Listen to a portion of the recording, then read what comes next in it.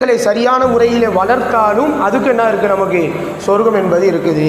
அதனால் பெருமானா ஸல்லல்லாஹு அலைஹி வஸல்லம் அவர்கள் சொல்லி காட்டுறாங்க. என்ன சொல்கிறாங்க அப்படின்னு சொன்னால், ஒருவருக்கு 3 பிள்ளைகள் இருக்குது அல்லது 3 சகோதரிகள் இருக்கிறாங்க அப்படின்னு சொன்னால், அந்த பெண்களுக்கு அவர் நல்ல உபகாரம் செய்தார் என்று சொன்னால், அந்த பெண்களுக்கு அவர் அழகிய முறையிலே உபகாரம் செய்தார் என்றால் அல்லாஹ் சுப்ஹானஹு வ தஆலா அந்த மனிதரை சோனத்திலே நுழைக்காமல் இருக்க மாட்டான் என்பதாக என்ன பண்ணுறாங்க அண்ணன் பெருமானா ஸல்லல்லாஹு அலைஹி வஸல்லம் சொல்கிறாங்க. ஒருத்தருக்கு 3 சகோதரிகள் இருந்தாலும் சரி, 3 மகள்கள் பிள்ளைகள் இருந்தாலும் சரி, அவர்களுக்கு நல்ல முறையில் உபகாரம் செய்தார் என்று சொன்னால் அவர்கள் சொர்க்கம் செல்லக்கூடியவராக இருக்கிறார்கள். மேலும் அண்ணன் பெருமானார் 18வது செய்தியாக, இது சொன்னது 18வது செய்தியாக சொல்லும்போது சொல்லுகிறார்கள், யாருக்கு இரு பெண் குழந்தைகள் இருக்கிறாங்க, அந்த 2 பெண் குழந்தைகளை பருவ வயது அடைகின்ற வரை நல்ல முறையில் அவங்களை சரியான சாலிஹைனான முறையில் வளர்த்து அவர்களுக்காக வேண்டி செலவு செய்கிறாரோ அவரும் நானும் மறுமையில் இவ்வாறு இருப்போம் என்பதை என்ன பண்ணுறாங்க அண்ணலம் பெருமானார் அவளுடைய 2 கையை காட்டி சொல்கிறாங்க. அதாவது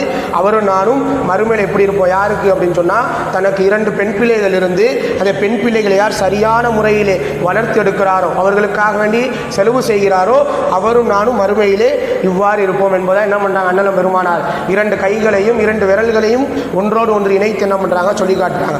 இப்படி பெண் பிள்ளைகளுக்கு ஏன் இவ்வளவு சிறப்பு தரணும் அப்படின்னு சொன்னால், ஏன் இவ்வளவு சிறப்பு கொடுத்துருக்குறாங்க? பெண் பிள்ளைகள்னாவே சொர்க்கத்தில், அதாவது அவர்களை சரியான முறையில் வளர்த்துட்டா சொர்க்கம் நிச்சயம். ஏன் அப்படின்னு சொல்கிறாங்க அப்படின்னு சொன்னால், அன்றைய காலத்தில் ஜாஹிலியா காலத்தில் அப்படின்னு சொன்னால் பெண் பிள்ளைகள் அப்படின்னு சொன்னாவே அபசகுணமாக ஒரு துர்ச்சகுணமாக என்ன பண்ணானுங்க நினைச்சானுங்க. அந்த பெண் பிள்ளைகளை புதைக்கக்கூடியவர்களாக, பெண் பிள்ளைகள் பிறந்தார்கள் என்று சொன்னால் உயிரோடு